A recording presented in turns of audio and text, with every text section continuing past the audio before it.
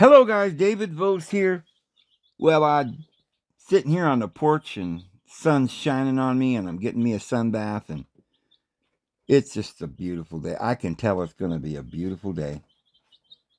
And, just as I usually do in the mornings,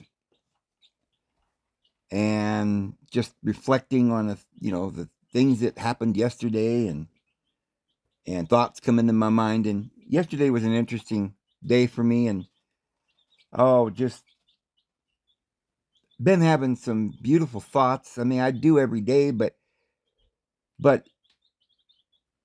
I wanted to share something with you today, some thoughts that I was having, because this really is interesting.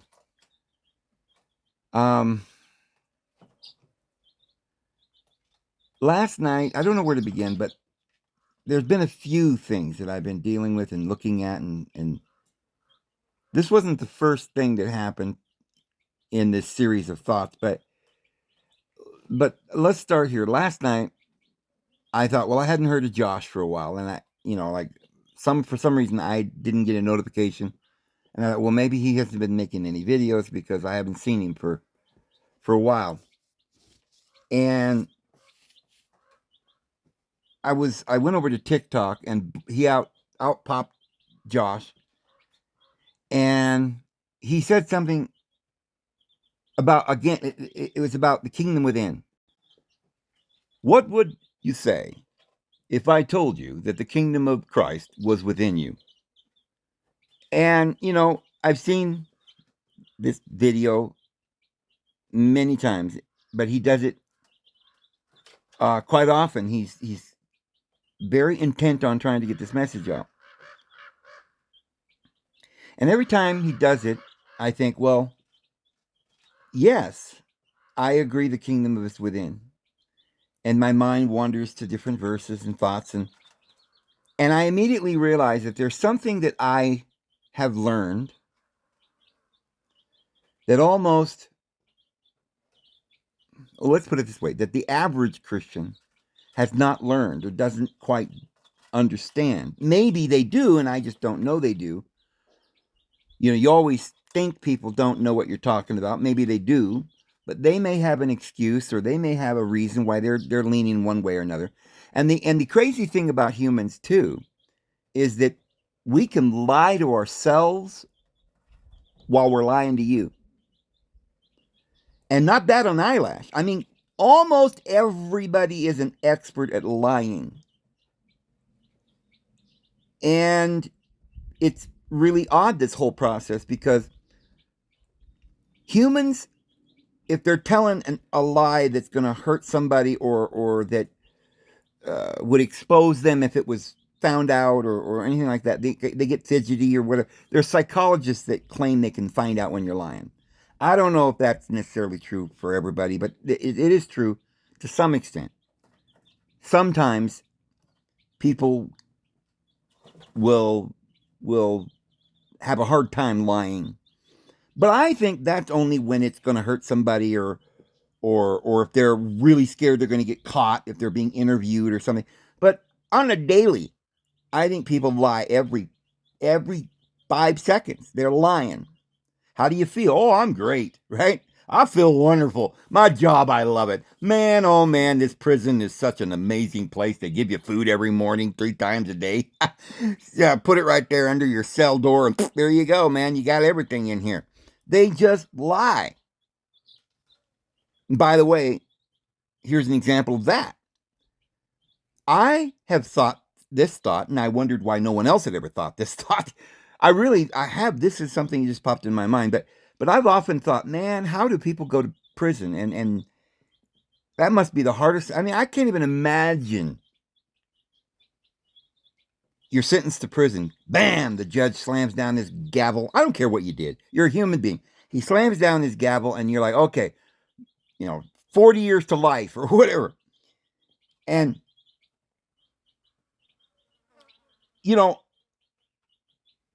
what goes through your mind? I mean, it must be so debilitating emotionally. Talk about mental illness. I mean, But you ain't got time for being ill, mentally ill. Although you're going to be mentally ill, but you're still going to try, to put up a defense. If somebody's they throw you in this jail, and there might be some people that will look strong, but they're really just scared as a little child inside.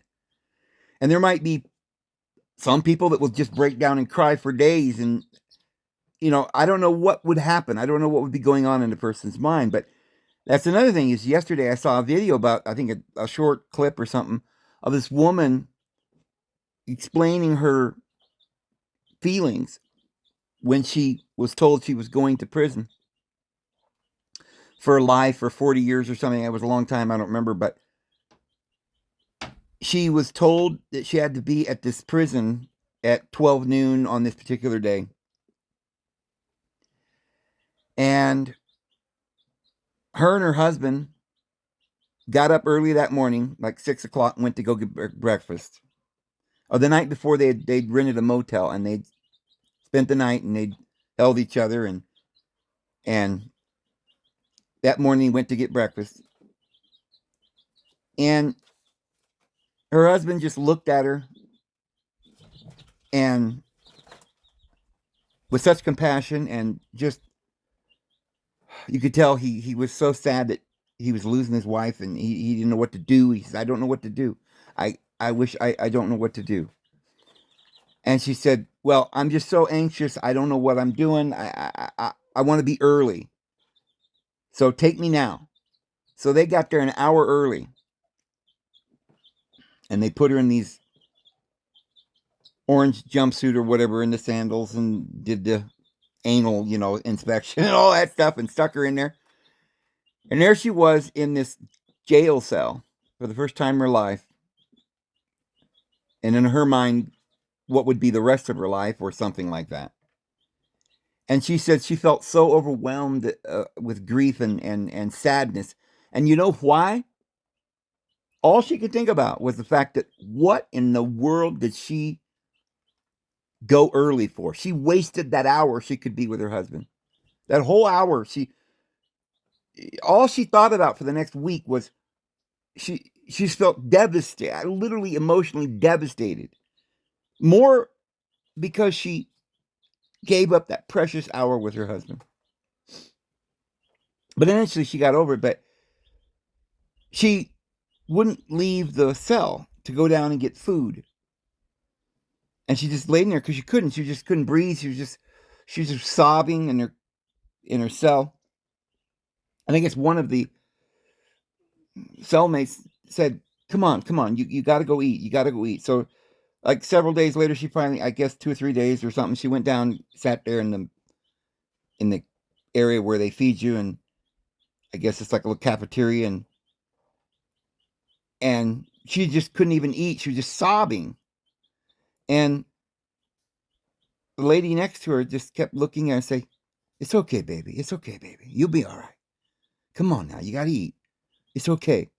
She says, every one of us felt this way when we got here, but you'll get used to it. And I thought, you know what? That's what I thought. That's what I thought. Like, I couldn't have imagined that anyone would be able to handle such a, like the moment before death, you're going to be executed, and you got to put your head in the noose. I've never experienced that, feeling. I've experienced a lot of stuff, but I've never experienced knowing that I'm about to die, and I've got to put my head in a noose or in a, So we imagine what people must experience. Everybody knows deep down that that's an experience that nobody would want. That's why we make movies, High Chaparral and Hang 'em High and all these movies, right? And it's like, why do people watch scary movies? They like to be scared. I don't know. They like the drama, the anticipation, the whodunits, the thrillers, the manillers, everything. But all my life, I had heard people that had been to jail, prison, or whatever, and they'd always say, "Oh, it wasn't that bad. I deserved it. Once I got in there, it wasn't that bad. No, I didn't." Some of these people act like they want to go to prison. Like they just keep going back over and over again. Like, what was it, Charlie Manson? He never even wanted to get out. He said, I don't even know how I would deal with living on the outside anymore. But you can be acclimated to just about anything. The human being is bound by his feelings, emotions, which are put there by other human beings. If you're in a religion like a Jehovah's Witness or a Mormon or some cult, Adventist or Sacred Roots or whatever you are doing, if you were raised that way, we can't get into all the little pictures and nuances of how that would happen. Some of you have to just think about it with compassion and imagine what it would be like to be a little child, be taught from your mother and father. Every day they take you 2-3 times a week to some meeting house or church, and you all stand around the altar and go, ah, and this is how you get to, and you believe it. Well, you can't say Jesus. His name is Yeshua. You blasphemer. You start believing this stuff, and you start hating the world. I was a Jehovah's Witness, and they used to tell us that all the world was of the devil. Well, I agree. I still agree with that. But because of that little thingy they did, like the little sleight of hand, the little magician's hand, they made us believe. They got us to a place where we couldn't possibly ever even imagine participating with the rest of the world in their, saluting the flag, how terrible, pledging their allegiance to the flag and for which it stands and not Jesus. Why this blasphemy? The whole world is in some kind of a cult. Their worship. It's like it's like watching a German movie and everybody's hailing Hitler. This is what I saw as a child. This is what I saw and what I was taught, and it made sense. And in fact, the reason it made sense is because it's true. The world is in a cult. The entire world. And I saw it as a witness, and I saw the world as a cult. I saw it as Satan controlling the world, and I didn't want anything of it do with it. But I also saw the inconsistencies as I began to get older. Wait a minute. So we're not supposed to be part of the world, but why are you sending me to this school to get all this propaganda? I'm 7 years old, 6 years old, and my knees are wobbling. I'm scared. I feel like I'm Daniel in the lion's den. Okay, that's the world. That's evil. Okay, now, young 6-year-old boy, go down to the bus stop about a mile down the road. Sit there in the snow about 6 feet deep. If you make it to school, yay. You'll make it, young man. You're a Christian. You're a Jehovah's Witness. Yeah, don't worry about the snakes down there under the bus stop. Right? I was scared out of my mind. Then this bus shows up for the first time, and I don't know where they're taking me or what's going on. Literally. And I'm told when I get to school, I'm 6 years old, I got to walk over there, tell the teacher, I don't salute the flag, blah, blah, blah, blah. Well, I was so embarrassed and scared, I couldn't tell her that. I couldn't even speak. So I sat in the classroom, like literally in the middle. I was in this desk. And I had to go to the bathroom. And I was so shy, I didn't know what to do. And I had to go, And I was scared out of my mind. And one of the other students asked to go to the bathroom, and the teacher said no. So I knew that I wasn't allowed to go to the bathroom. And I held it, and finally I couldn't hold it no more. It was I peed, and it was a puddle under my desk. And everybody in class just saw that, and he laughed at me. A couple of young kids, even at that age, 6 years old, a couple of them came over there, and they're like, it's okay, and tried to be nice. But even those who had compassion, I couldn't talk to them. I didn't know what to do. So I didn't tell the teacher that I didn't salute the flag, and I didn't celebrate all the holidays or the birthdays, and I couldn't do this, and I couldn't do that, and I couldn't be involved in sports. I was just shaking. And I think I got to school late or something. I don't know. It wasn't a problem that day, but I guess the next day, I come in, and everybody has to stand up and put their hand over their heart and salute the flag. And we're told that we can stand and show respect, but we can't put our hand on our heart and salute. So I didn't put my hand on my heart, and I didn't salute. And I didn't say the pledge. And the teacher comes over there and says, put your hand on your heart and start saluting the flag. And I said, It's against my religion. And that teacher grabbed me with both hands by both sides of my shirt and shoved me up against the wall pretty hard. And I was just 6 years old, so I didn't weigh that much. And she threw me up against the wall. And she started screaming at me, "You will salute that flag right now!" And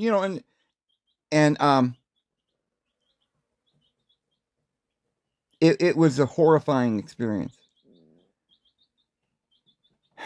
And when I went home and told my mom and dad, of course, they called down there and told them. And of course, Jehovah's Witnesses have lawyers like the ACLU, and they said, "We'll sue you. You ever do that again? You ever touch our kid again? We don't celebrate holidays or salute the flag. That's our religious rights." And boy, that teacher was very apologetic. The principal called and said they were very sorry. But I was petrified because I was in this lion's den there in the world, and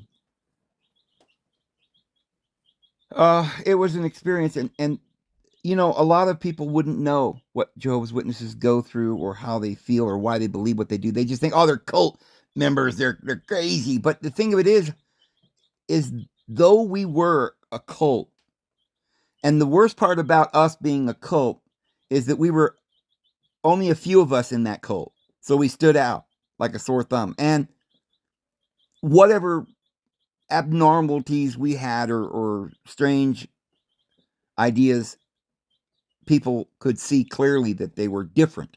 It made it look even worse. But the way it looked to me, and the way it still looks to me, is that all y'all are in a worse cult, standing there pledging your allegiance to some government and a republic. This is not the kingdom of Christ. The Constitution is. But if you look and go back to the Constitution, you'll realize that it's not about forming a government other than the government, that you can't make a government. You can't make a law. That I have freedoms and rights, and that I have, the obligation to live and the right to live in freedom. And that I have a right to form a militia and own a gun and free rights, and I can protect my rights, and no government or no law will infringe upon that. Now, I didn't know as a Jehovah's Witness, you see, but now I understand that this liberty was given to all of us. And now that I understand all this history and I know how it's gotten here, I realize that it all came from Jesus Christ, and that this is the last battle.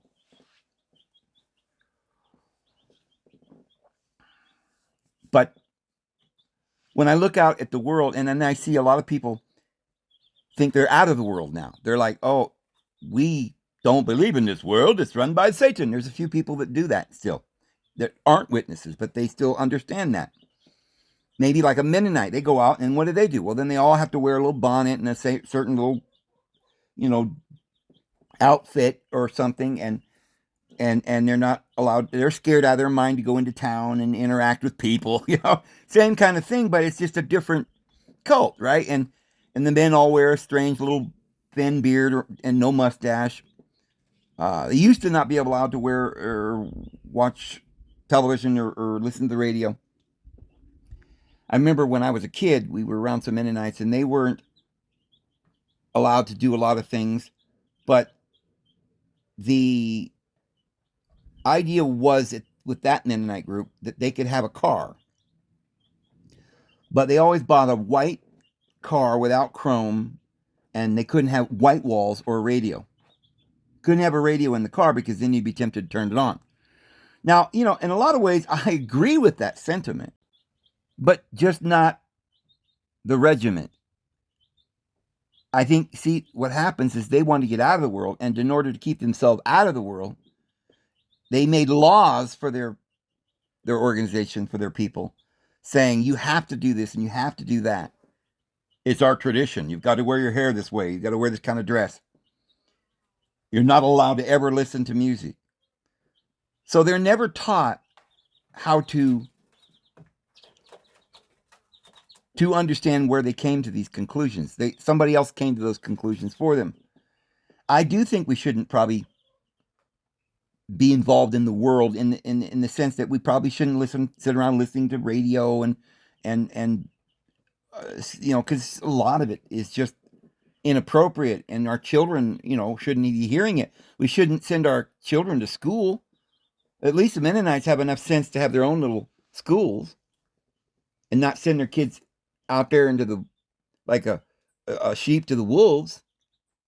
So I like a lot of what they're doing, like the Quakers and the Amish and stuff. But I remember I was in, I think somewhere around Illinois or over near St. Louis or whatever, some area in there.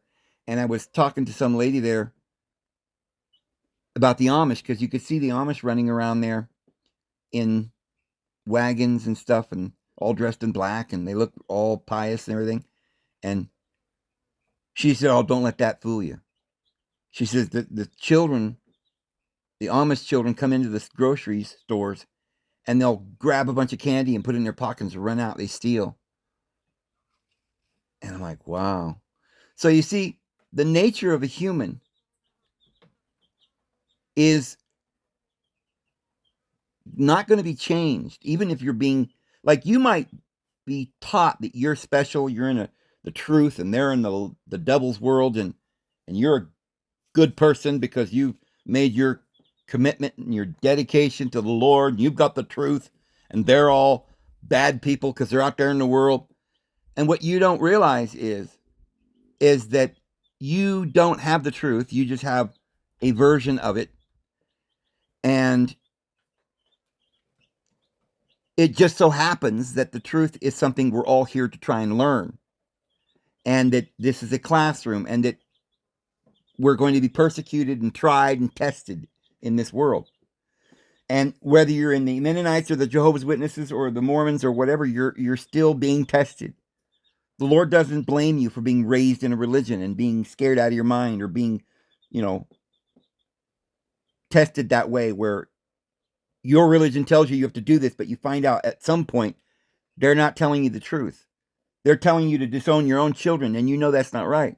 And you have to have integrity from within yourself. You don't follow a church, Paul, Peter, or Apollos, as Paul says, but we follow Christ. And when it comes down to that wire, when you, as a human being, if you have true sincerity and you're seeking the Lord, which is hard to do when you're in a cult, because in the cult you're seeking the approval of the rest of the cult more than you are, and it takes time to finally get to it's like grasshopper. You're standing there and the master tells you to put your hands out, and he slaps your hand and says, "Now you got to be faster than that. Move your hand quickly before I hit it." And you try it again, and boom, he hits you right in his gut. He's like, "What happened? You tricked me." And he's like, "Grasshopper, put this blindfold on and try it again. Use the inner knowing." It's like that. You've got to come to a place where you realize everybody's fooling you, because nobody knows the truth. And we weren't supposed to know the truth here. But you're being led along into all these places. It's the devil behind religions, governments, trying to trick you into thinking it's wonderful.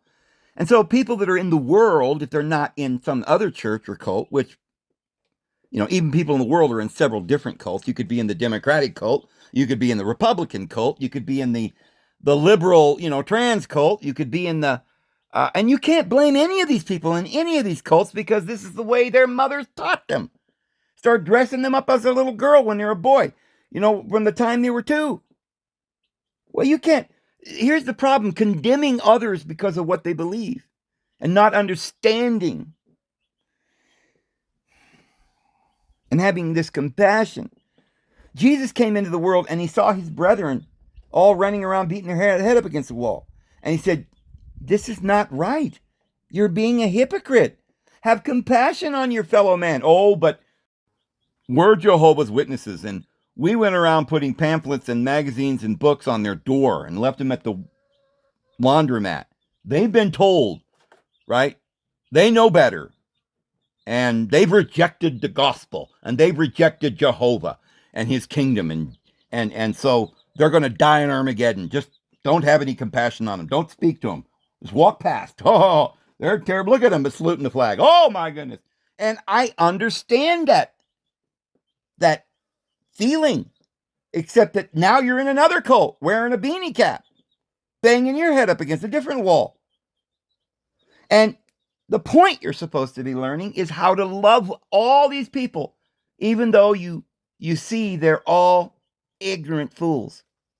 And so this is why we spend our life showing compassion, turning the other cheek, understanding other people's delusions, and not being hard-headed and without compassion. See, Jesus didn't condemn people if they did quote unquote sin, right? A prostitute, a drunk, a glutton, or a tax collector, which to the Jews that was terrible, because that means you were participating in the worldly government. You weren't a real Jew. You were helping them take taxes to the Romans. Why, that's evil. You didn't believe in the kingdom of the Lord, you see. It's kind of like with Jehovah's Witnesses. Oh, you saluted the flag. You're evil. Get out. Don't come back. You went into a pagan church. You believe in that darn Trinity. Why, you're out of here. Get out. We don't ever want to see your face in this area again. Okay, well, Jesus said, listen, these people doing these sins, I love them. They don't know that they're committing a sin. They're struggling, but they have this desire to know the truth, but they know that you ain't got the truth. Or at least they don't think you do, because they see your lack of compassion. They see by your fruits you will recognize them. They don't see fruits from you. You're also blind, but their blindness is innocence. They don't know any better. They're doing the best they can. They're showing compassion. They're not condemning everybody, right? They know they're a sinner, right? And they know you're a sinner too. They ain't following you, but they also know they're a sinner, and they have compassion. And all these people that I'm not going to condemn are people who say, look, I don't know. I don't know. The ones that are condemned, and it's not a condemnation. We condemn ourselves by our actions.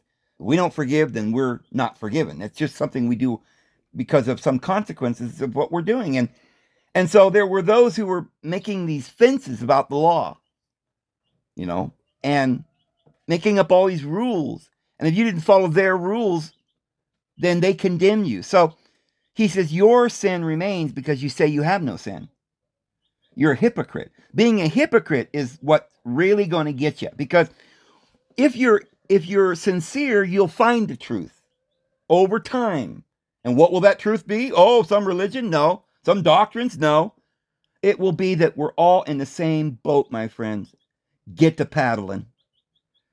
Have compassion. There are hungry and thirsty people here in this boat. Don't say, you apostate, throw them overboard. Ha!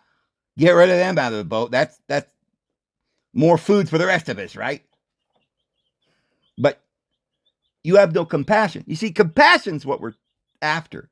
Not all the facts in existence, so we know everything.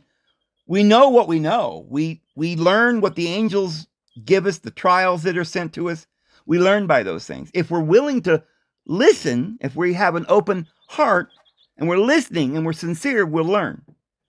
But if we're stuck in a cult, and the world is a cult, if you're a Republican and you're following after this new Make America Great Again idea, get rid of the people that came over here illegally, those evil little children.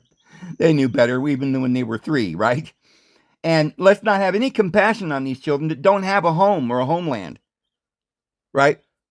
Or people that were coming over here maybe illegally in your mind, or the original law says that wasn't right, but Biden said it was legal, and they came over because they were told, hey, here's some money, go sit up in a motel for about a week, and then we'll get you a house down here. And they just, okay. And now we're going to grab them, throw them in a prison somewhere in Guantanamo? They don't, this doesn't make any sense. Yeah, we got to get rid of the terrorists, and we got to, do stuff like that. But so this wasn't really the whole aspect of what I wanted to talk about, but it's important because I was listening to Josh talk about some things that I think he's a little wrong on, and I see his insistence and his persistence to teach this. And I know he watches some of my videos and stuff, and I've done whole videos to try and explain this about the macrocosm and the microcosm, and how the kingdom is within us, and as an individual, we have to awaken, go through the cycles. Some of us can awaken. There were people in the days of Jesus that were awoke, but it wasn't because they knew the history in the 19th century, or they knew the history in the 10th century, or BC, or they knew all of the science of the day, or they knew, how to weave together the book of Enoch in their day and figure it all out. Because probably nobody did, because when Christ came, they knew there was Christ, Messiah was coming, but they didn't know who it would be. They didn't know how it would be. Many of them didn't recognize him because they were expecting something else. Some of you aren't going to recognize Jesus because you're expecting something else. And so some of you are completely convinced that Jesus is never coming back. There's never going to be another coming of Jesus. I'm a preterist. Well, be careful. You may not recognize the truth because, some people can get so smart that they outsmart themselves. They start understanding the spiritual aspect and all this esoteric wisdom, and they get so above it all, but then they're not really practicing it. They're just talking about it like they know something.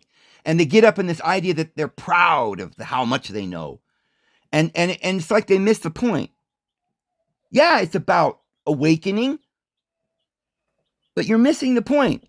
You're still going to be a human, my son. All it means is you're going to learn compassion and love.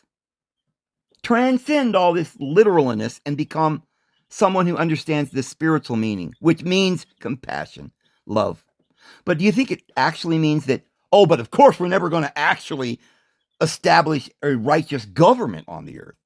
This idea that we'll be kings and priests doesn't mean that we're going to reign, and that, if we reign, all the animals will have another nature. The lamb will lie down with the wolf. But, us humans, we're still going to be stuck in a world where there isn't going to be any truth taught from the beacon on a hill, that every man shall be taught to love his brother, and every man will sit under his vine and under his own fig tree. And no one will be greater, and no one will be less, and no one will have too much or too little. The desert will blossom as the rose, and in the dry and parched areas of the desert, reedy pools will spring up, and the birds will be happy. And there, in the midst of this paradise, there will be the Son of Man leading them all, the Good Shepherd. Well, that's Jesus, David, you blasphemer. No, it is Jesus. He was the firstborn, the first of the sons of men.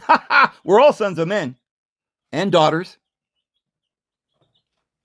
And we are going to fulfill this prophecy. And one day it will happen. And every eye will see it. And every tongue will confess. And every knee shall bow. But that will be the eternal kingdom of Christ. It will be established in a twinkling of an eye. You'll see him coming like, let me give you an example, the sun rising on the horizon. When that glimmer or the twinkle in your eye, when you see the light pop up over the horizon, you see the rays of the sun, you know that the day has arrived. The night is gone. Because in the days of Christ, it was just the night is far spent, Paul said. And the day is at hand, or it's near. Jesus kept saying the kingdom is near. Well, yes, it's near in your heart to grasp it. And that's what he meant, a spiritual within you kingdom. But the spiritual within you kingdom Every eye is going to see it at some point. Some of you may be first fruits. You may have,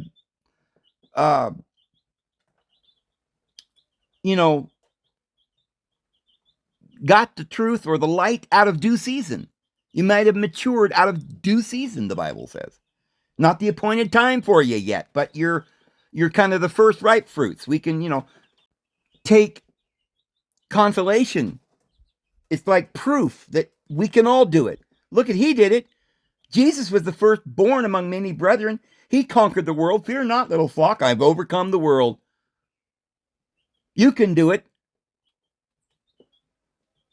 So yeah, it's wonderful to see that the kingdom of God is already here. It's already among you. It's all around you. It's within you. But we're going to finally realize it when Jesus returns the second time. And when he returns the second time, he's going to establish an eternal kingdom that every eye will see and every tongue will confess, even those who pierced him. And these ones who pierced him are still over there threatening to sacrifice a red heifer. So they haven't confessed yet. So Jesus hasn't arrived yet. And so the individual is different than the macrocosm. The world itself, the whole world's going to be baptized in the days of Noah, like it was. We'll be going through the fire like it will be in our day, like it is in our day. This trouble, this fiery trouble, the collapse of our old world and our old thoughts. And some of us won't know how to deal with it, and we'll go crazy. Start pointing fingers and accusing everyone. It's your fault. Why, you're a pagan. No, you're a pagan. Off with his head. Off with his head. Why, we can't stand this rebellion from these crazy little boys that think they're girls. We've got to cut their heads off, all of them. Take them all to prison. The rebellious, evil children. Why, it says in the Bible, in the latter days, there'll be these children running around disobedient to their parents. No, actually, these children are obeying their parents who were deceived by the devil. I think the ones that Jesus was talking about in the latter days are those who were the hypocrites. And a lot of people have gotten to that point. Everybody's in some cult. The transgender cult, they hate you and throwing eggs at us, and we're throwing eggs at them. And yeah, of course, one of us is right. I don't believe in transgenderism.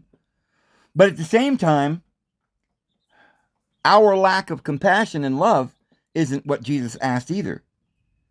Because the reason the world got to this place is because we gave up our right of freedom and love and grace to get a stamp on our forehead and our hand so that we could buy and sell.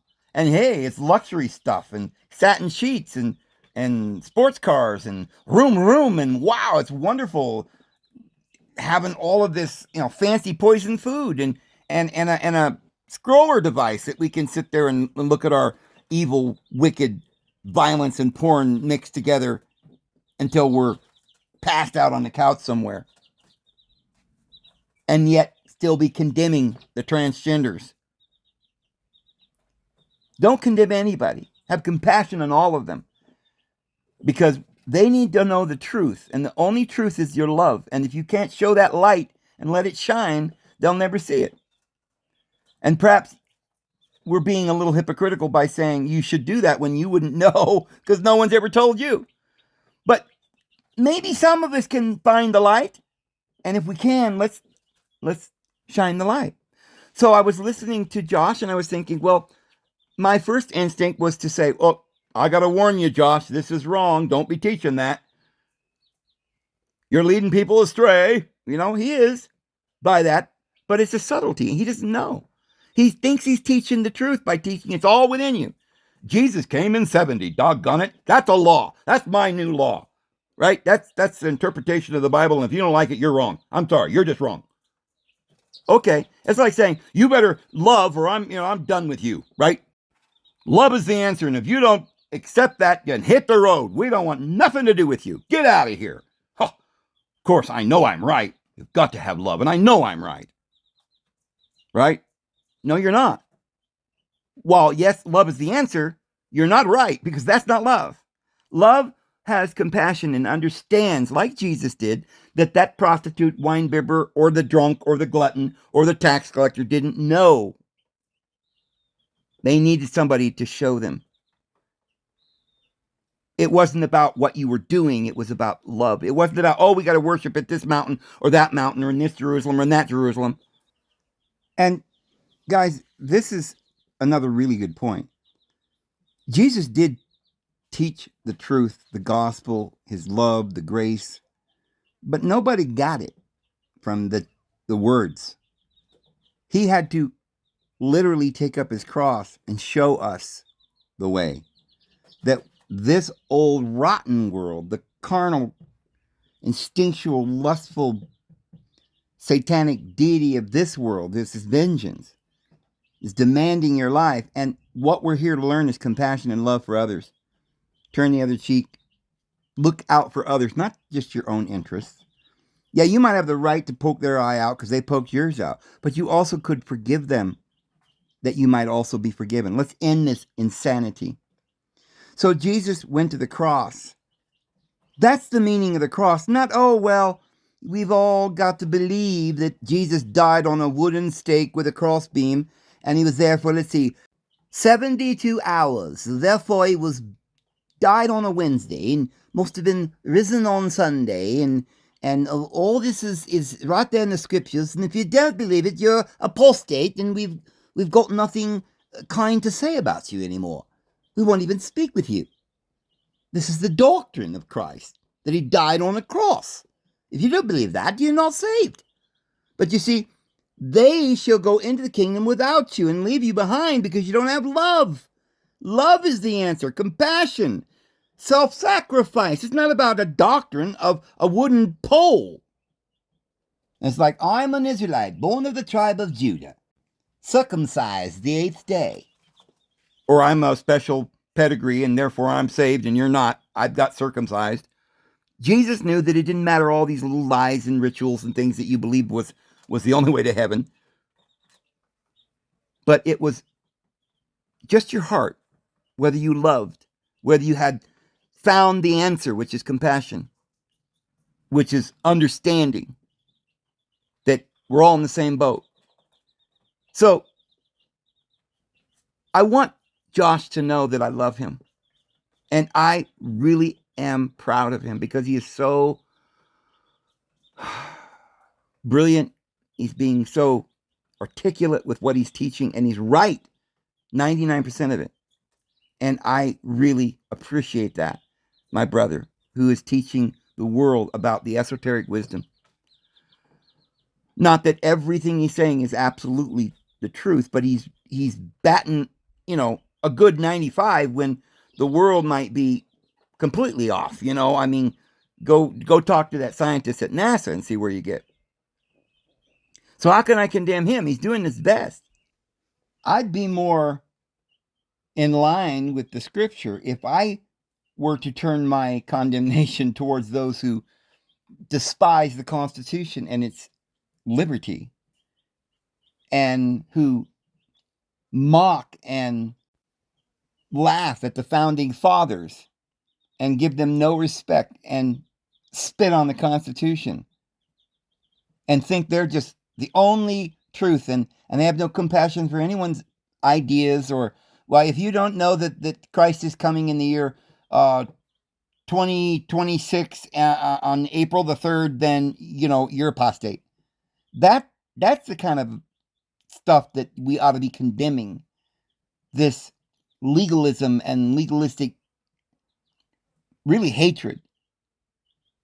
No compassion or love or heart that is open to the needy and those not only who need physical food but spiritual food and love. That's what the spiritual food is. It's love, compassion. That's what people need. They're hungry for that love. And he thinks he's got something that he wants to teach the world. And I've heard him say that just because the kingdom's in your heart doesn't mean, that we can't believe in a real Jesus. But I don't think that he understands all the little particulars. But what difference does it make? if he's teaching love, right? Then yesterday, and I've seen this about twice now, where Jordan Peterson is sitting in this, I don't know if it's at a school, a university, or somewhere in an auditorium or something, at a seat, and then he chooses one of the students, and they sit there and they stare each other in the face, almost like when two people come together to do an arm wrestle, right? They're staring each other in the face, sitting at this desk or this little table. And the student will ask this question, and very articulate questions. And Jordan Peterson will listen to what they're saying, and then he'll have to give an answer. Well, this woman, it was a black lady, a beautiful black girl. She's sitting there, I guess in university or something, because she's probably 19 or something. And she articulates the most amazing question that I've heard in a while. It showed just how in depth this young woman had thought this out, and the brilliance of her question. I might put a link to that in the bottom here, but remind me if I don't do that, if I can find it again, what I was watching. But as I listened to Jordan Peterson's answer, even though I wasn't completely in agreement, I understood what he was saying. And, I've always thought Jordan Peterson was brilliant, because I'd seen, I don't know, some years ago, I went back when he was just a professor at a university or something. He was teaching. He was teaching something about the Bible. He's always been aware of the essence of truth that's in the Bible. But I wasn't completely aware of all his particular nuanced understandings. But I had heard he had become a Catholic some time ago, not very long ago. And, I understand his choice, because for him, he likes Christianity. He likes Jesus. But if you try to pin him down and demand an answer from him as to whether Jesus existed or whether it was just a parable, I don't know if he can give you the answer to that. And then he'll always say, what difference does it make? Or did Abraham really exist, or Adam, or Cain and Abel? And this student was trying to say, well, it makes a big difference if you believe that or you don't. You may end up, what if the Bible teaches that if you don't believe that, you'll go to hell? And you're like, well, it doesn't really make any difference. I'm just getting the esoteric part of it out, the spiritual lesson about don't kill your brother. I'm a Christian because I believe in this esoteric wisdom. But as to whether or not I believe the Apostle Silas, who wrote the book of Hebrews, who talked about the great cloud of witnesses and mentions individuals like Moses and Abraham and Noah and Abel as real people that lived a life on this earth and were witnesses to his grace and his kingdom, because they believed in it, because they taught it, and they were witnesses. They are testifying to us, upon whom the ends of the age has come, as it should be translated there. So obviously one of the apostles believed, and Peter certainly did, and Jude, because they talk about Moses and different people as though they were real folks. So if I were debating Jordan Peterson, I would say, well, Jordan, I understand what you're saying, especially now, since I've learned all this compassion. I'd say, Jordan, you're a hypocrite. Get out of my sight. Don't even think that you have the right to sit at the same table as I do. Why, you're a pagan, you're an apostate, and pooey with you, and I've disfellowshipped you. I'm going to excommunicate you from my little circle here. You've clearly gone against the apostles' teaching. Do you not know the apostles' doctrines?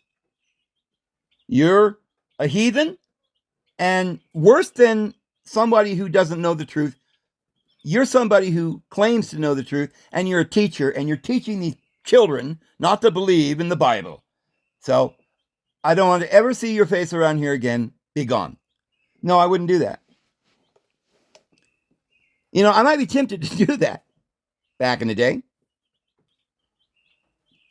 Because like with the way I felt about Josh back in the day, or not long ago, was that, well, it's okay to not know and to say, I don't know, and, you're open and, you don't know the truth, but you're doing your best.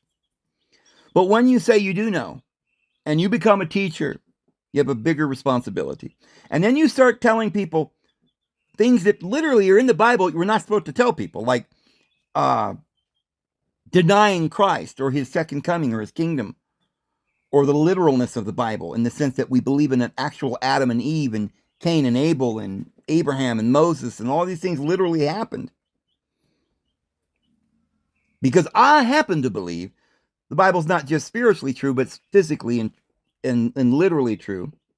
But we don't go by the literalness of the Bible as if that is our salvation. I get that. That's what Paul meant. We need to get the point of it. If Cain and Abel existed, fine, great, I believe it. But what I need to learn from that story is that we need Jesus. We need his kingdom, his authority from his Father to set up righteous principles on the earth so we can teach our children in righteousness. We need to gain and advance and become better people. I believe that. And we learn by our ancestors. And that history wasn't a spoof. They didn't write it, and it was all a bunch of lies in order to teach truth. You can't write lies in order to teach truth. You can't lie to somebody to teach them the truth. That's what I think a lot of Christians have come to the point where they think, well, we've got to teach them truth, so we'll lie to them. We'll tell them it's a law. You can't listen to music ever. That way they'll never hear music and they won't hear all the bad stuff. No, teach them to choose rightly. Choose the good music. Make your own music, but don't say don't listen to music. Why, what would you do if you told all of your flock, anyone who ever had a car with white walls or a radio goes to hell? I mean, or, there's a lady on YouTube and TikTok, and she wears the Amish getup, but with jeans or something. She's not wearing the dress, but she got the little apron. I don't know. She's very modest and all of that. But she does a cooking thing where she stares into the camera. She never looks away. And she's putting the flour in the bowl and the butter, and she's telling you how to make cookies or whatever. And the Amish way, right? She's Amish. But she left when she was like 18. She ran away because she didn't like that Amishness. But she's still very Amish. She just doesn't want to be kept in a little cage with all the other Amish. And she went out and found a man. They got married. And so she's a little bit more liberal than them now. But she doesn't go to their church anymore. But I imagine she still has family. And they probably won't even talk to her anymore. But she's a delightful, wonderful woman. And she really knows how to make some interesting dishes and cakes and healthy varieties of these otherwise not good for you dishes. Check her out. I don't know her name, but you'll see her, the Amish lady. But that's a good example of how somebody that's raised some way will never, I don't know if she'll ever get rid of the Amish getup, right? She's partly dressed as an Amish still. But, you're taught all your life that would be wrong, and it just feels wrong to do it. Like, this is how a Jehovah's Witness feels when they're thrown out. They have got no more friends, no more family, no more religion, no more nothing. And they're just all alone, but they know the world's, of the devil. So they either become a recluse and go out of their mind and commit suicide or whatever, or they go crazy and they don't believe in the Lord, and they go out and drink and sleep with every girl and every guy, and they start just going absolutely insane. And they don't believe in nothing. There's lots of people out there in the world, and what we need to do to help them is to preach the gospel. What's the gospel? The gospel is his grace, his love, forgiveness, no condemnation, understanding, helping one another, loving one another, forgiving one another, sharing your food with others without a litmus test. Are you a Jehovah's Witness? We're not going to share our things with you if you're not Jehovah's Witness. We don't believe in charity with the world, just with among us, right? We believe that you'll know us by the love we have among ourselves. Do you know they believe that? They only believe that they should have love among themselves, not for the world. The only love they're going to show you is the light. And if you want to come to the light, fine. But if you don't, get the heck out. They will have love among themselves. But it doesn't say that. They do that little trickeroony on something else too, where they say that the kingdom of God is within you. Well, they don't believe that. Witnesses don't believe that the kingdom is within you at all. No spiritual aspect to it. It's all literal. It's going to be established on earth. But what they translate that is the kingdom of the Lord is among you. And then they imagine Jesus waving his hand and showing all the disciples among us all. Among us is the kingdom. And we will have love among us, among ourselves. And so they translate within, among. Because it could be, if in some circumstances, you could translate it among. Like, if it was within me, my body, it's got to be within me. Because I don't have many bodies. So it's not among the bodies. If there's a bunch of something, it might be among it. You could translate it that way. Say there's a crowd. Well, you wouldn't say within the crowd. You would say among the crowd, maybe. But individually, if you say the kingdom is within you, it's got to be within. And they don't know how to make that distinction because they don't want to. But yes, the kingdom is within us, and we must have love within us, and it shines out. Because that light that you're going to have in you is in the innermost sanctuary, the holy place, which is in your innermost being. See, this is where even Protestants get mixed up with this kind of thing, because where Jesus teaches us to pray, he says, go into your closet and pray. And now you've got people all over the world sitting in a closet praying or somewhere secret. Well, you can do that. I mean, that might be a good thing. He does also say go to a lonely place. Jesus would sometimes go into the woods. But in that verse, he's saying going into the inner room.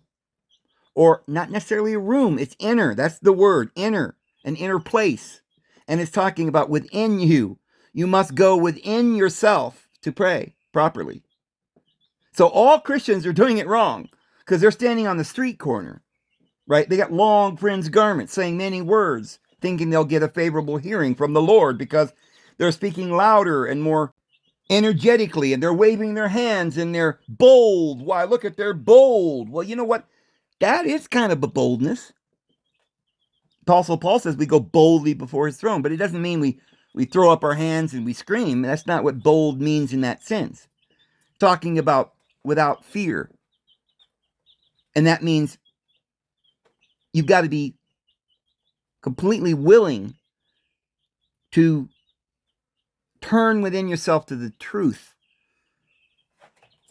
Accept the truth and not be dazzled by the outer flare and all the hoopla and the people convincing and compelling you to believe this way or that way. But you've got to say, no, I'm going to be bold. I'm going to be fearless and face the truth and go within. You'll find truths in your dreams, friends. I had another revelation last week I want to share with you of how, and this illustrates just how important it is that we never speak an evil word. We talked about that the other day, where every idle word we will be held accountable on the judgment, or at the time of our judgment, which doesn't necessarily mean a day that's coming, but it means at a certain time when we reach that judgment or decision. And somehow or another, Jesus said that we're going to be held accountable for every idle word, which we found out that the word idle there meant a word that doesn't have the right intent. Like, I love you. Purposefully, I say, I love you. Now, that's a word that has the right intent. But idle words are like, I'm sick. I don't know if I can make it. I'm tired. I'm no good. I hate myself. I hate you. Oh, those are idle words because they're They're just off the top of your weak little tired self when you've given in to the fear. And those words you're going to be accountable for, meaning not because the Lord's going to say, I hate you, I'm going to condemn you to eternal lake of fire. No, that's not what that means. It means that there will be a consequence to your words. Take responsibility for every word. Don't even allow one thing that's defiled into your temple, ever. That's why the temple had to be pure. You couldn't allow anything undefiled in there. The pagans or the Gentiles couldn't come in, not because they were the wrong race, but because they hadn't made a dedication. They weren't circumcised, not in the flesh, but in the heart. So, remember the other day, I don't know, some of you may have seen the video I did where I was talking about the guy up on the, down the road from me that got upset with me and the whole issue with the dogs and the tweakers and everything going on out here for a short period of time. And the sheriff came out because I had 5 dogs and I was only supposed to have 4. And it was something that really hurt me. And I let myself be stressed by it for a little while. Of course, the Lord took care of it. I pulled myself together and put it in the Lord's hands after that. And they never sent me a ticket and everything is fine. But that issue got me putting a picture on this that was disturbing me. Because I had gone over to the neighbor and talked to him and he was rude with me. And I was like, how dare he? Well, in my heart, I was hurt. The way he spoke to me and how, like, he thought I was the bad guy or something. And he didn't know the situation. And so I went over that in my mind a few times and I thought about it. And every time I think of that man, I feel this, whatever it is, uneasiness, not a happy feeling. And, and I found myself talking about it to myself and thinking about it. What I should have just sent out love and forgiveness and let it go. But what happened because I did that is that down the road, like was a few weeks ago, I had a dream with and everything was going well. And this guy showed up in my dream and everything went to pot. Like, I don't remember the whole dream now, but it was just this little dream I was having. And he came into the dream and ruined everything. And that gave me a revelation. I was talking to you guys about it in one of the videos. But today I want to show you that because I never fully dealt with that and because of what I did about thinking about that guy and just not having understanding, compassion, and just not letting it go. I mean, I wouldn't say that I don't care about him. It's just that I linked his face and that ordeal with some negative thing that went over and over in my head. And so the other night, I think it was like 2 nights ago, I had another dream. And everything was going well. All of a sudden, here comes the same guy. Totally ruined my dream. And I'm like, okay, now I remember a lot of dreams in the past. I used to have nightmares about not being able to talk to my dad. I would I'd be in the dream and I would try to speak and it was like I was a deaf mute. I couldn't even speak. It was like, and then through the rest of the dream, I couldn't talk. And the dream would turn into me just being like a deaf mute, running around. Nobody could hear me and nobody could see me.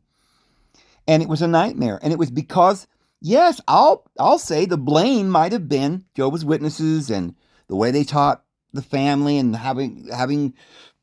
never really having a communication with my dad. You could say, well, that's not your fault, Dave. Well, it wasn't. But the thing of it is the way being immature, not knowing how to deal with it, it hurt me. And I let it mull over in my mind. And ever so often I think about it and I feel sad. And so it returns in my dreams. And it's still affecting me to this day because I've got to let go. So recently, what I've started doing and realizing is that I cannot allow any negative thing ever in my life. This is a holy temple. I can't let anything defile into it, especially thoughts. This is a spiritual thing. And so whenever somebody does you wrong, let it go immediately, forgive them, and move on. Don't even think about it again, because it will return not only in your dreams, but in your life, friends. Just like you're having a wonderful day and all of a sudden something pops up in your dream and ruins your dream, well, that's just preliminary. What it's going to do is affect your life. My entire life was a mess Disaster, chaos, because I couldn't fight my way out of this delusion that they put me in, or the world put me in. I don't want to blame anybody, you see, because we can't blame anybody, because what are we going to blame? What, the devil? That's our lower ego, our carnal lust. That's what it is. And we've got to understand that, put it in the Lord's hand, and pass over from death to life, and realize all we got to do is receive it, His grace, and rejoice in it, and let it all go so it doesn't keep reoccurring, friends. Really important lesson. So understand that this is a parable to teach us that our temples are holy place. Our minds, our hearts, we shouldn't let anything in that's defiled, ever. If you do, you've defiled the whole temple, and the whole temple must be destroyed. You've defiled the whole thing. And this is why many will go off into destruction. Doesn't mean they're not going to come back and get another temple. They'll be sent into the fire and purged of their sins. The Lord loves those that He disciplines. We're not going to get into all that today. I know for you Jehovah's Witnesses, you can't get over the idea that Ecclesiastes says that the dead know nothing at all. But if you would read that in context, you understand that in Ecclesiastes chapter 3, verse 20, where it says, who knows whether the spirit of man ascendeth up, or the spirit of the beast ascendeth down toward the earth. Or even in Ecclesiastes chapter 12, basically the whole chapter is a parable about death and what happens after death. It says to remember our Creator in the days of our youth, before the difficult days come. I find that to be so beautiful. And the years draw to an end, and you have no pleasure in them, while the sun and the light and the moon and the stars are not yet darkened. The clouds don't return after the rain. In the day when the keepers of the house tremble. What house? The strong men bow down, when the grinders cease because they are few. Talking about your teeth, the grinders. The house is your body. And when you get old, you don't have any teeth left, and so the grinders become few. And those that look through the windows grow dim. That's your eyes. When you get old, your eyes get dim. And the doors are shut in the streets. Probably a reference to a woman not being able to give birth anymore, or she's deaf or something. And the sound of the grinding is low, when one rises up at the sound of the bird, and all the daughters of music are brought low. So there's no singing, there's no melody in your step. And also they are afraid of the height and the terrors in the way. When the almond tree blossoms and the grasshopper is a burden and desire fails. I wonder if that's talking about your sexual desire goes away, and the almond tree is beyond the blossom or something. But clearly this is very symbolic about a time when you get old. And then it says, for man goes to his eternal home, and the mourners go about the streets. Man goes to his eternal home? Okay. So we don't just dissipate and go into nothing, into oblivion? Oh, we go to our eternal home. Why doesn't Jehovah's Witnesses pull that out of their Bible when they're at your door? Why, look, don't be afraid. When you die, you'll go to an eternal home. No, they pull out some verse in Ecclesiastes 9:7 or something. It says you don't know anything at all. Which actually doesn't mean that you're not aware of existence. It just means you don't know anything what's going on under the sun, because you're now in your eternal home. Oh, okay. Glad you cleared that up, Dave. All right, what else does it say? This is interesting.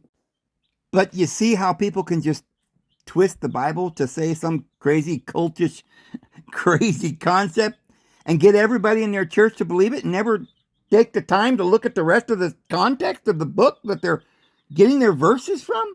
They get all their non-existent oblivion scriptures from Ecclesiastes and Job. Who cares about what the apostles say? Absent from the body is to be present with the Lord. Why pooey on Apostle Paul? Right? Wow. Verse 6 of Ecclesiastes 12, though, I think it should be set in your memory. Especially should be shared with Jehovah's Witnesses and Adventists, people who believe in this, what they call soul sleep or something, or non-existence. Remember your Creator before the silver cord is loosed or the golden bowl is broken. Did you know that you have a silver cord that tethers your soul to your body? And when it's loosed, you don't come back to the body. You have to find another body. And the bowl is broken. The bowl holds you, must be the body, right? Or maybe it's the heart is broken. The bowl is something. And the pitcher shattered at the fountain. Or the wheel broken at the well.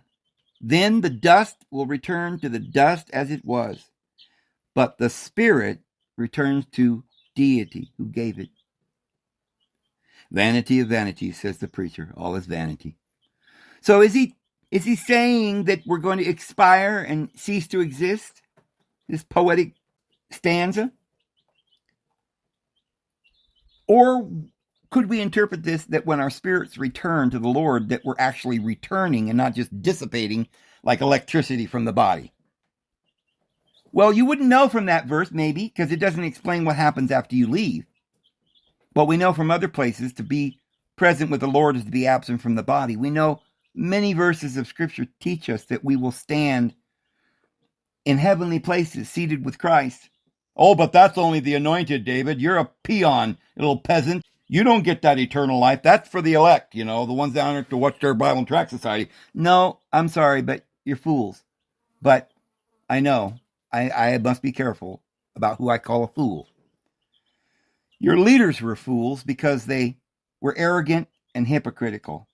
But you, my children, who are being duped by them, you're only fools if you continue to obstinately follow the blind who are leading the blind. So, we're over an hour here. I've got to bring this to a conclusion, but I need to finish my thought here because we were talking about two things that I didn't quite finish. One is Jordan Peterson, and after hearing his answer with this university teenager student about what he believed, I felt a complete sincerity in Jordan Peterson and a compassion, because I understand he learned all this in a university setting, and yet somehow or another he's come out with some faith. And in his analytical mind, I get it. He's trying to understand, well, logically, this can't be. There can't be some guy named Adam. But I respect the fact that he won't say, no, I don't think that Adam never existed. I don't think that Abel and Cain never existed, but it's just an esoteric principle. He's wise enough and brilliant. And I really love that man, actually. I mean, there was a time when I thought, well, I felt like he should have stood up against the COVID and everything. But look, he's part of the delusion. We're all in the world. We get deluded by one thing or another. But I like Jordan somehow or another. I don't know how he's escaped because he's always on there with Joe Rogan and all the rest. And I think they're all being, look, let's be honest. Probably Joe doesn't know any better. He's just being duped. I like the guy. They literally don't know the love of Christ, friends. They've been lied to. Let's teach them. Let's show them that love. So let's stop assuming that all of these individuals are in on it. Well, a lot of them are. They're making money. My family did the same thing, and I've done it in times in my life. I didn't pursue things I should have been pursuing and get involved and get off in materialism and get off track for a while and stuff. So we have to have compassion. People are doing their best, and they have careers and they have their life, and they get thinking, well, everything continues as it has from the beginning of creation until now. The Lord's not coming, and they begin to eat and drink with their gluttons and beat their fellow servants. I get it. You fall into that. But even that, though it's a parable about what would happen, doesn't necessarily say that the Lord won't forgive us and that somehow we're all going to just perish because we can't wake up. We will wake up. You know why?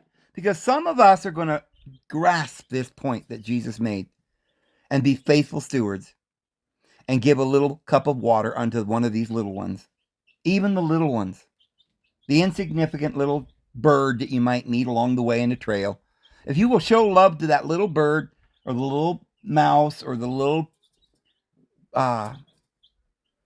sparrow, you're showing it unto me. Because the Lord is in all, through all, and above all. And we have to start recognizing that, yes, the kingdom is within. Thank you, Joshua, for teaching the world and sharing this brilliant wisdom that you have about this wisdom within and this kingdom within, and finding the Lord, each and every one of us individually, moving forward. Maybe the sun will rise a little early on someone's heart because of the work that you've done, Josh, and I appreciate that. But let's not forget the coming advanced kingdom, which is the end of an age and the appointed time for the new age to begin, when the light shall just shine and skip over the horizon, and that little glimmer, the twinkle in our eye, shall cause it to be known for every eye. And those who remain when he comes will be raptured. And that word means a rapture up into a higher state of mind. It doesn't have anything to do with the physical body being raptured into some heavenly ship or something. But we raptured in love and in glorious serenity into a higher, up into the upper room where they received the Holy Spirit. They were raptured and were filled with the Holy Spirit. And there's a little twin flame, which is the physical and the spiritual energies that became one upon their head, their crown chakra lit. And every tongue will then confess, and every ear will hear the truth shining from the housetops and from the mountains. And everyone will know. And we'll look up and we'll see a heavenly city coming down out of heaven, adorned as a bride for her husband. And by the way, I know I'm over an hour, but I got to mention this. For those of you who do not believe that Jesus was married, do you know that aside from all the other places that speak of Jesus being married, and the apocryphal scriptures that talk about him kissing Mary Magdalene on the lips a lot, and her being his companion, and how he used to love her more than all the others, and specific verses that really speak of him being married to her. But in our New Testament, as it is, there in the 66 books that we have, did you know that in the New Testament alone, Jesus is referred to as the bridegroom 16 times? And though there are a few places, like there's a place in Revelation where it's speaking of him referring back to something that happened, all of these places where he's called the bridegroom refers back to that 3rd chapter of John at the wedding at Cana, where he's called the bridegroom there. While there's a wedding going on, it says they went to the bridegroom, and that was Jesus. And his mother was in charge of the wedding, which is Jewish tradition that the mother would organize the wedding. And there's no question that the wedding at Cana was the wedding of Jesus and Mary Magdalene. In fact, Cana is a land up in the Gentile area, the Galilee of the Gentiles, the circuit of the Gentiles. So it's obvious that though Jesus is the groom in relation to all of us, because we're many members of his body, in that sense, in the symbolic, esoteric sense, yes, we're all like Jesus. He's the firstborn, and we're all just like him. We were all in Christ from the founding of the world. And so it's a parable about, this wedding is a parable where the flesh and the spirit come together. it isn't going to be making any sense if there's not a literal aspect. The kingdom is like a grain that you plant in the ground and grows up and becomes the greatest of trees. Yes, that's a parable about how the kingdom is, but it wouldn't make any sense if we didn't know anything about seeds and realize that that's literally true. And so, yes, Jesus is the bridegroom. That's literally true. And he married Mary Magdalene. We are their children, and we're all children of our Heavenly Father and our Divine Mother. The Father, the Son, and the Holy Spirit, which is always feminine gender. Ruach Elohim, from the very beginning, there in creation. Proverbs chapter 8. I, Sophia, was there with the Father from the beginning. I was the master architect. I was always with the Lord. So, thank you, Josh, for teaching us and showing us about this spiritual meaning that is in the scriptures. But let us not forget the literal meaning of these scriptures, because if we are to only in this light hope in Christ, we are the most to be pitied of all men. Surely we will have a life when, on this very earth, the prophecy will be fulfilled that his kingdom shall be established, and all men will live free and will no longer be under, because the new heavens and the new earth will arrive. Yeah, not one jot or one tittle of the law shall anywise pass until heaven and earth pass away. Well, heaven and earth is going to pass away, my friends, and a new heavens and a new earth is coming. Let us rejoice. Hallelujah. We'll see you guys tomorrow. Hope you have a wonderful evening. The Lord will bless you guys. Just seek him and he loves you. See you tomorrow. Have a good one.